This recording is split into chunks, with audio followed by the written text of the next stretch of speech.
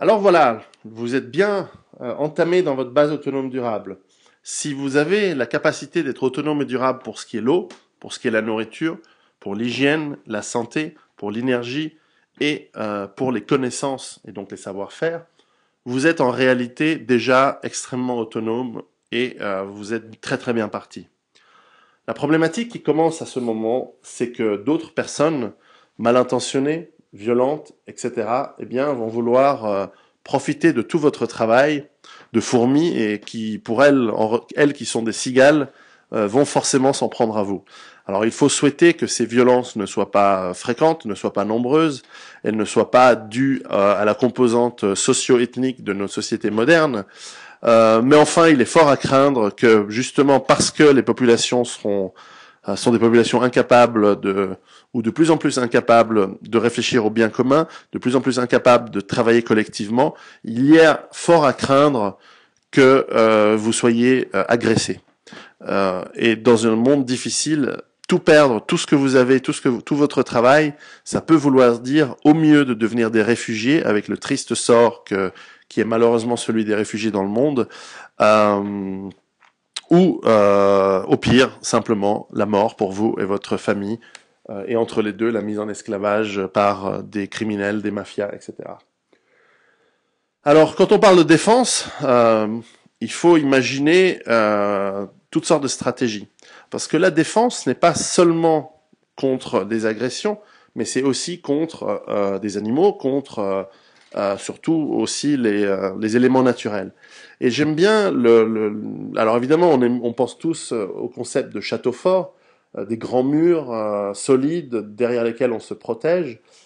Mais probablement, il faut réfléchir aussi tout d'abord à une défense passive, c'est-à-dire que les gens qui vont vouloir venir chez vous de manière agressive, tout d'abord, la première défense, c'est de ne pas leur donner envie de venir. C'est-à-dire toute une série de défenses passives. Il faut être discret, il ne faut pas donner l'impression que vous êtes capable d'avoir des richesses et des biens que les gens vont vouloir. Ça peut vouloir dire la dissimulation. Vous allez peut-être mettre en place votre base autonome durable loin, dans un endroit où on ne va pas vous agresser, dans un endroit où on ne va pas vous ennuyer ou venir vous chercher des problèmes. Et donc ça peut vouloir dire bien sûr aussi une certaine défense, et là on revient au château fort, une certaine défense physique, où vous allez simplement rendre l'accès à votre domicile, à votre maison, à votre ferme, à votre appartement difficile. Ça, vous le faites déjà, on le fait déjà aujourd'hui par le renforcement des portes, des murs, des fenêtres, par des enceintes de sécurité autour de votre domaine, etc. Tout ça, ça se réfléchit, j'en parle beaucoup dans mon livre. Ensuite vient la défense proprement dite physique. C'est-à-dire que d'abord, dans votre tête, il faut que vous soyez prêt à vous défendre. Il faut que vous ayez cette approche que si quelqu'un vous agresse, non seulement vous devez vous défendre, vous en avez le droit, mais surtout vous en avez le devoir. Vous ne vous laissez pas agresser. C'est vous la victime potentielle. Et tant pis si éventuellement les juges, plus tard, la loi, sont emmerdants aujourd'hui et considèrent que finalement un cambrioleur, un agresseur qui vous veut du mal, eh bien il faut le protéger, c'est pas sa faute, il a eu une enfance difficile. Fuck that, bullshit, on n'en a rien à foutre. Vous devez considérer dans votre tête que vous devez vous défendre. Attention, défendre, ça ne veut pas dire être agressif. Ça ne veut pas dire, parce que vous êtes un champion d'art martial, que vous allez descendre en ville dans le premier bar, insulter tout le monde, et lorsque les gens vous tapent, à ce moment-là, vous dites « Ah, je me suis défendu, et comme je suis un champion d'art martial, je leur ai explosé la tronche. » Non, non, non. La défense, ça veut dire d'être capable de répondre aux agressions. Et ça peut vouloir dire d'y répondre en amont. Ça peut vouloir dire empêcher que les gens partent de là où ils sont pour venir chez vous. Tout ça, ça peut se considérer. Mais la défense, ce n'est pas commencer l'agression.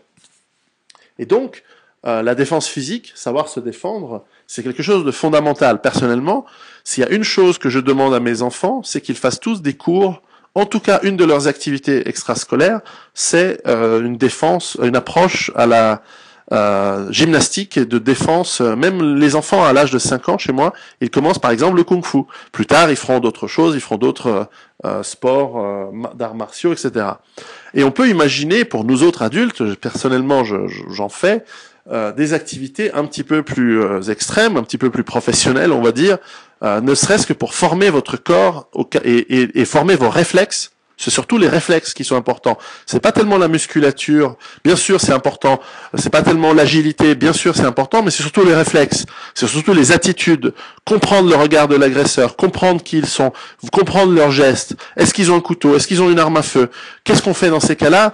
Mais pas sous forme de technique, à mon avis. La technique, comme on apprend justement en judo, en karaté, voilà, si quelqu'un fait comme ci, alors on va faire comme ça. Je pense que dans les arts martiaux modernes, comme le Krav Maga par exemple, technique israélienne, ou comme c'est celle que je pratique, le Systema, qui est une technique russe que je trouve extraordinaire, eh bien vous allez apprendre typiquement à réagir de manière réflexe, sans réfléchir à des techniques. Vraiment que votre corps puisse être habitué à réagir à des agressions. Alors ça ne veut pas dire que vous allez être une bête de combat, ça ne veut pas dire que vous allez devenir Bruce Lee et que vous allez pouvoir combattre contre 50 agresseurs. Probablement ça veut dire que vous allez avoir cette fraction de seconde où vous allez vous dégager et fuir. Ça peut vouloir dire que vous allez repérer le ou les agresseurs, sont souvent en groupe, avant que le problème arrive, et vous allez pouvoir fuir. Et quant à votre base autonome durable, eh bien, ça peut vouloir dire que si tout d'un coup vous avez un problème, vous pouvez vous défendre. Et puis, bien sûr, on passe, surtout dans le cadre d'une base autonome durable, à une défense beaucoup plus efficace et plus violente. Ce sont toute l'approche des armes à feu, et aussi armes blanches et éventuellement arcs, arbalètes, etc. Mais enfin voilà, l'arme à feu reste l'arme la plus efficace pour le combat relativement rapproché et tactique. Donc voilà, nous avons la chance, je suis un citoyen suisse, donc j'ai la chance d'avoir accès à, d'une part, une législation qui est assez favorable aux citoyens armés, parce que responsables, et donc j'ai bien sûr accès à des armes de niveau militaire, qui sont par exemple le fusil d'assaut, mais il n'est pas nécessaire d'avoir tout cela. Il n'est pas nécessaire d'être sur ces calibres-là. On peut très bien commencer avec des fusils de chasse, avec des fusils de petit calibre, avec des armes à feu de petit calibre, etc. Encore une fois, les armes ne sont que des outils et ils doivent être utilisés par des gens responsables, par des gens qui savent ce que ça veut dire, qui comprennent les conséquences de leurs actes et qui comprennent ce que ça veut dire se défendre. Et donc la formation aux armes à feu, notamment, elle est fondamentale. Être armé chez soi, mais ne pas savoir les utiliser ou ne pas les utiliser fréquemment, c'est une grave carence, c'est un grave problème. Et je sais que beaucoup de gens sont opposés aux armes, mais c'est parce qu'ils ne comprennent pas qu'il faut être responsable. Et une personne responsable, même armée, elle ne va pas forcément être dangereuse. Or, une personne non responsable, armée, là oui, elle sera dangereuse. Elle sera dangereuse d'abord pour elle-même, parce qu'elle risque de se blesser. Et ça fait mal. Ensuite, il vous faudra, si vous avez des armes à feu, il faudra penser munitions. Donc, j'explique un petit peu dans le livre ce qu'il faut, les quantités qu'il faut, et les gens sont surpris par la grande quantité. Et oui, il en faut beaucoup, beaucoup, beaucoup, beaucoup. Parce que pour être autonome, il en faudra une sacrée quantité, voire être capable de les produire vous-même. Donc ça, c'est important. Et puis, on peut imaginer aussi, et ça, c'est encore une fois pour des gens, encore une fois, ici, c'est un exemple de Suisse, où nous pouvons imaginer une défense, et nous en parlerons dans le chapitre suivant, liée avec d'autres personnes, où vous allez être plusieurs à organiser la défense de votre base autonome durable, où vous allez être nombreux à vous préparer pour éventuellement répondre aux dangers qui arrivent. Alors, pour les gens qui me disent non, les armes, ça devrait être pour l'État, l'individu, faut pas qu'il soit armé, etc. Je tiens à faire remarquer que ce ne sont pas les individus qui font des génocides, ce ne sont pas les individus qui créent des meurtres de masse, ce ne sont pas les individus qui mettent en place des systèmes totalitaires, ce sont les États. Et lorsque seul l'État est armé, le résultat, généralement, est l'abus de cette force de l'État, l'abus. Et nous voyons, par exemple, dans les systèmes totalitaires qu'ont été les systèmes communistes ou les systèmes nazis, que la Chine maoïste, la Russie staliniste, par exemple, l'Union soviétique staliniste, pardon, l'Allemagne nazie hitlérienne, eh bien, ont causé, grâce aux armes que seul l'État pouvait avoir, des meurtres massifs, des génocides, des famines organisées à la force des baïonnettes et à la force du canon. Et ceci est relativement global et partout dans le monde. Méfiez-vous d'un État qui est le seul à être armé, qui est le seul à vouloir ne pas faire confiance aux citoyens d'être responsables. Et je pense que même au niveau de la police, même si aujourd'hui nous sommes dans un monde où la police a encore un petit peu les moyens de faire son travail, fort heureusement, et elles le font avec beaucoup de conscience et de professionnalisme, si quelqu'un rentre chez vous et vous tue, ça vous fait une belle jambe de savoir que peut-être la police viendra l'arrêter, le juger et l'emprisonner pour 5 ans, parce que le pauvre, il était sous l'emprise de la drogue lorsqu'il vous a tué, il n'était pas vraiment responsable de ses actes, et donc on va le relâcher pour qu'il puisse recommencer. Si l'agresseur, si quelqu'un vient chez vous armé, et que vous vous rendez compte qu'il a l'intention de vous faire du mal, mais abattez-le, ce fils de pute. Ne le laissez pas vivant.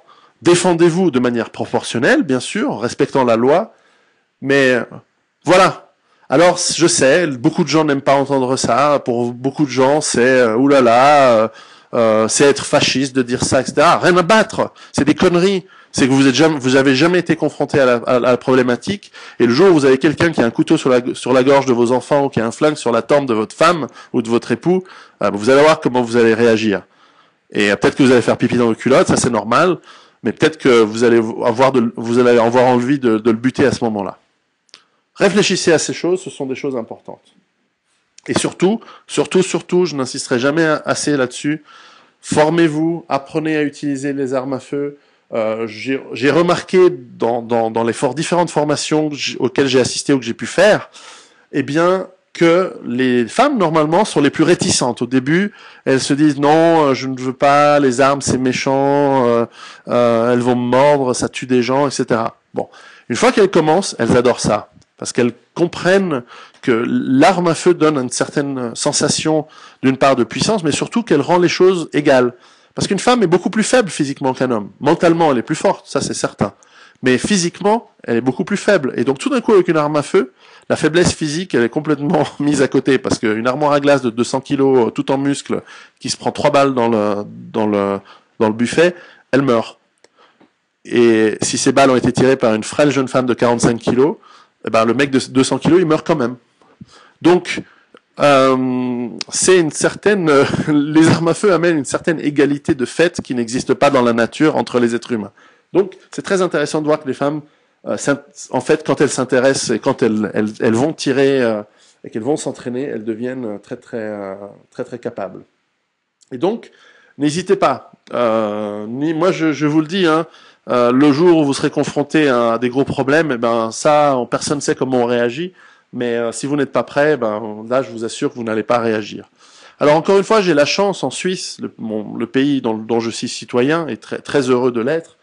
Eh bien, nous avons la chance d'avoir aussi une armée et qui a la particularité, comme d'ailleurs il y a peu d'armées qui fonctionnent de cette manière, qu'il y a une armée citoyenne où une grande partie des citoyens sont armés, font partie de cette armée du pays, et donc qui donne une certaine force. Et rappelez-vous que sans la capacité d'un pays, une nation de se défendre, celle-ci, elle est très rapidement mise à genoux et mise sous le joug de puissances qui, elles, ont les forces. Et c'est clair que l'on voit que plus les pays se font désarmer, plus ils sont soumis à des puissances plus grandes et plus fortes qu'elles. Et c'est pour ça d'ailleurs que dans la mouvance d'une part survivaliste de manière générale, mais aussi libertarienne aux États-Unis, ils ont repris ce vieux drapeau américain de la guerre d'indépendance contre le Royaume-Uni, qui est celui où on dit ne me marchez pas dessus. Le concept de la défense, c'est un peu celui du serpent. Les serpents ne sont pas des animaux très agressifs, mais c'est vrai que si vous leur marchez dessus, si vous les embêtez sur leur territoire, ils vont se défendre. Et leur défense fait très mal. Et c'est très dissuasif, et c'est bien pour ça que la plupart des êtres humains ont en fait une phobie envers les serpents, parce que nous avons enregistré au fil des millénaires par le nombre de fois que nous avons vu des êtres humains se faire mordre et mourir, que le serpent est un animal qu'il faut laisser tranquille en général. Donc, j'aime bien cette approche.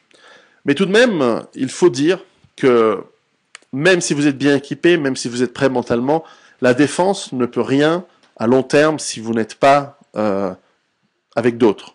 Être seul n'est pas une bonne solution, à mon avis. Clairement, la meilleure défense se fera en groupe. Mieux qu'une ferme, mieux qu'une base autonome durable, c'est de transformer votre village, votre région, le quartier de votre ville en grande base autonome durable. Et pourquoi pas, si vous travaillez bien et si nous sommes suffisamment nombreux, nous pourrons transformer l'ensemble de notre pays, l'ensemble de nos nations en grande base autonome durable. Moi, je pense que c'est ce qui va arriver dans certains pays. Je pense que des pays comme la Suisse, comme par exemple la Norvège, peut-être la Finlande, et peut-être même des grands pays comme la Russie, peuvent se transformer rapidement en grande base autonome durable, parce qu'ils vont, la somme de tous les citoyens, de toutes les familles, de tous les habitants du pays qui sont prêts, qui sont autonomes, eh bien, cette somme va permettre de bien se réorganiser. Et pour ça, il n'y a pas 36 000 solutions, il faut retrouver le lien social entre les gens. Et ce lien social, c'est quelque chose qui a toujours été fondamental. C'est même quelque chose qui était encadré par le divin dans le temps. Lorsque nous avions des sociétés agricoles et rurales, le divin, le religieux, donnait des rites et des structures, codifiait les structures sociales de manière très efficace et permettait aux sociétés de bien fonctionner ensemble et de savoir ce qui était possible de faire et ce qui était interdit de faire. Et on peut aimer, on peut ne pas aimer ce système. Moi, je suis très neutre par rapport à tout ça. Je ne veux pas dire la religion c'est bien, c'est pas bien, mais je constate que ce sont des systèmes d'organisation sociale qui fonctionnent et qui donnent de la structure et surtout qui donnent du sens. Et ceci, ce n'est pas individualiste, ce n'est pas l'individu, c'est le groupe.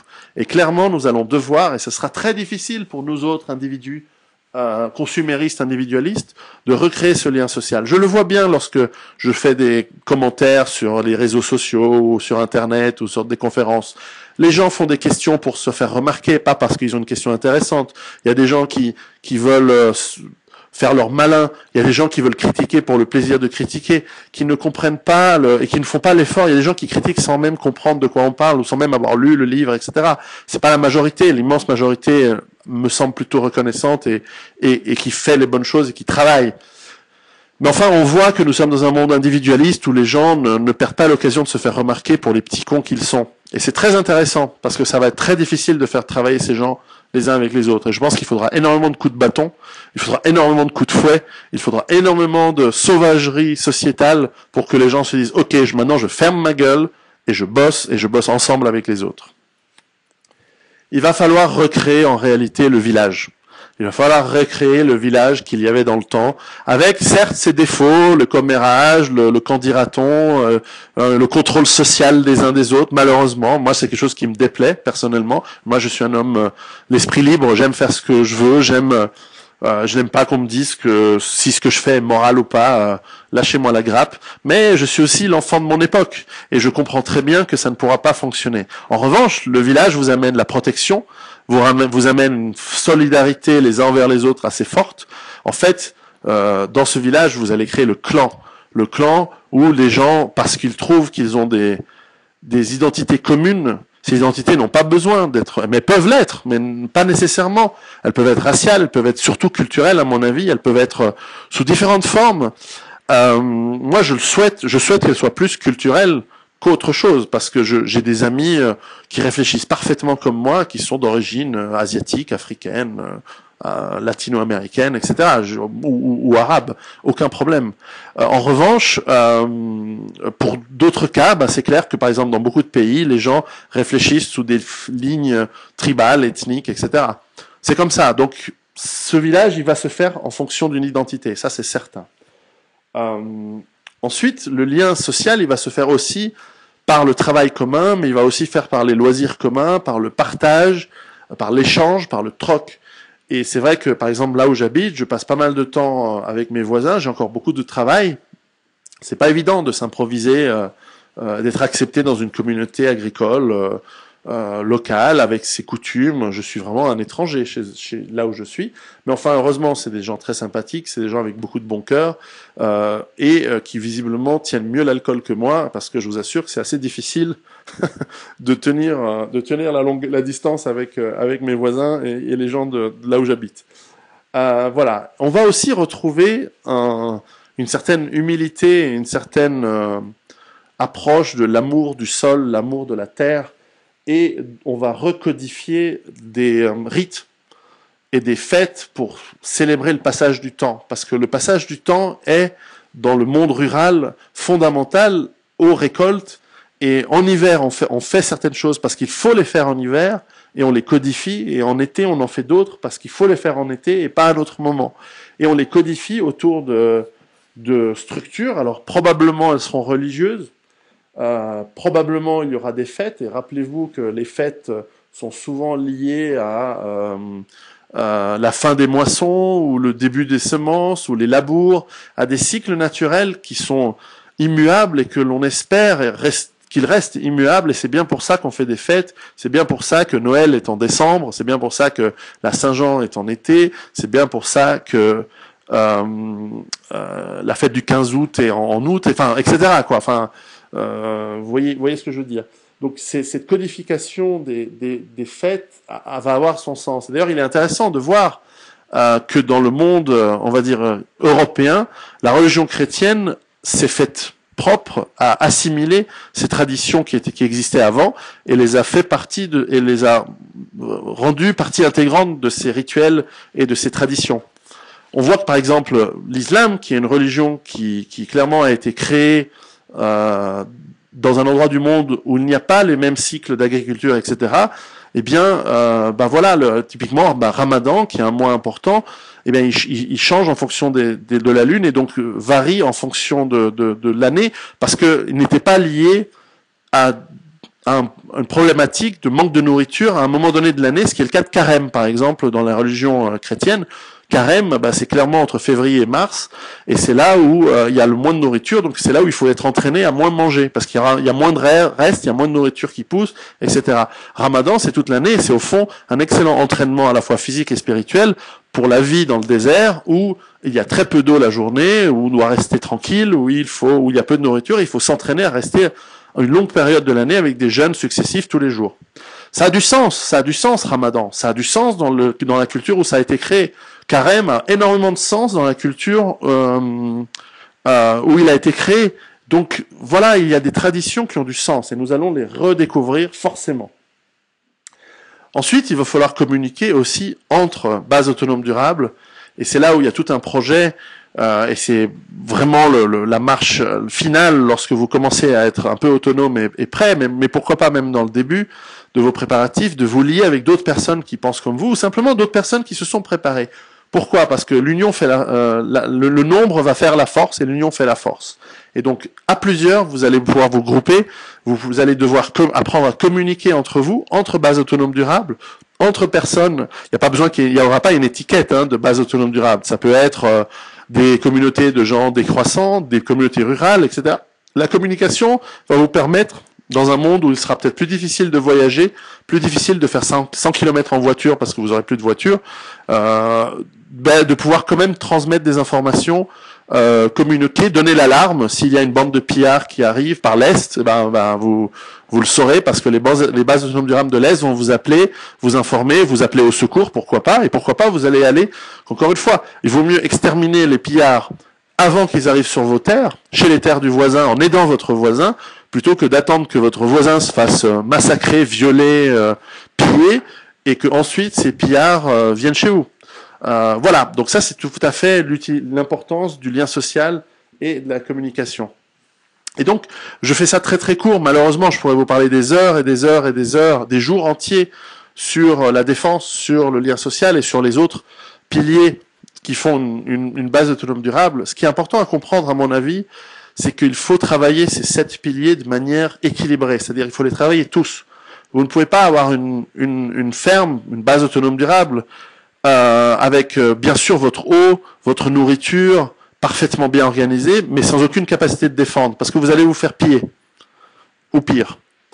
Et de la même manière, si vous êtes un fanatique des armes, et j'en connais plein, qui ont 50 fusils, des centaines de milliers de coups de munitions, ça c'est normal, il faut ce genre de truc, mais qui n'ont pas d'eau, pas de nourriture, pas de stock de nourriture, vous allez aller nulle part. Vous allez soit avoir la tentation de devenir un prédateur, et forcément vous allez vous faire neutraliser tôt ou tard, soit vous allez avoir vraiment des problèmes. Alors peut-être que vous pouvez louer vos services en tant que garde de sécurité parce que vous connaissez ça, mais ça va pas.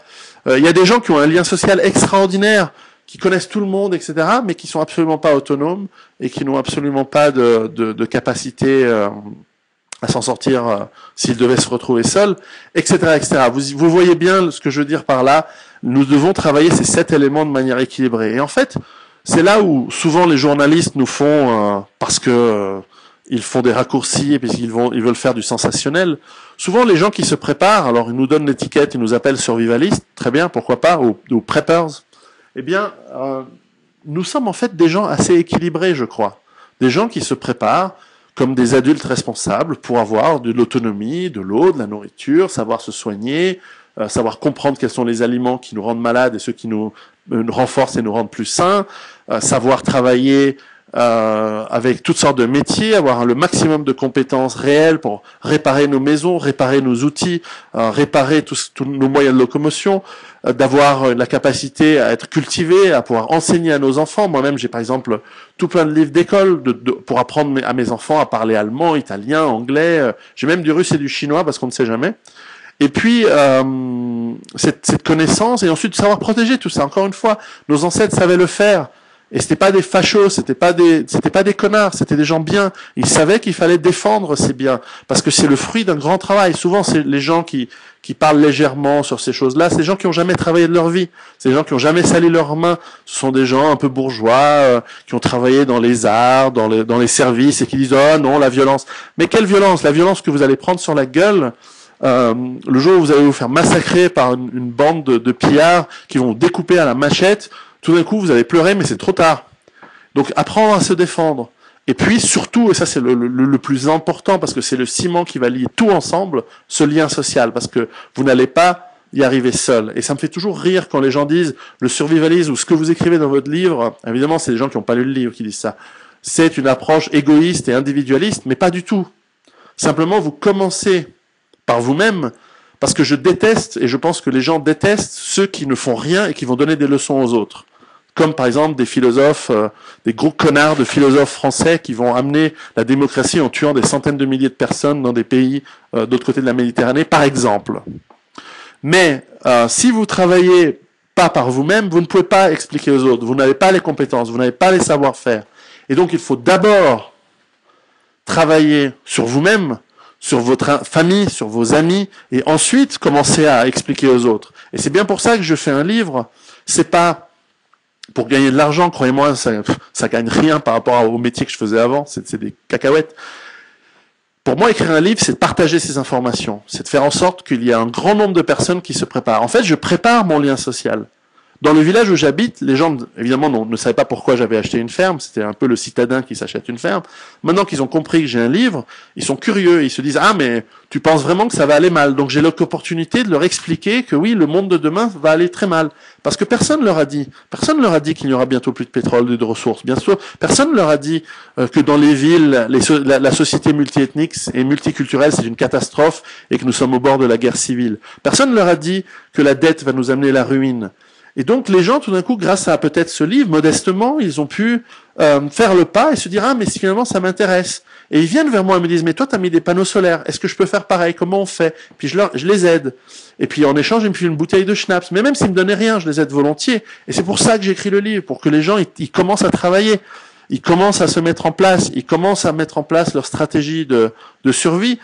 Et voilà, nous allons voir dans la partie suivante comment on va pouvoir commencer à se préparer. Mais enfin, vous voyez, c'est quand même complexe, mais c'est pas si difficile, et surtout, il faut le faire de manière équilibrée. Voilà, je me suis un peu emballé, mais c'est sympa, c'est normal.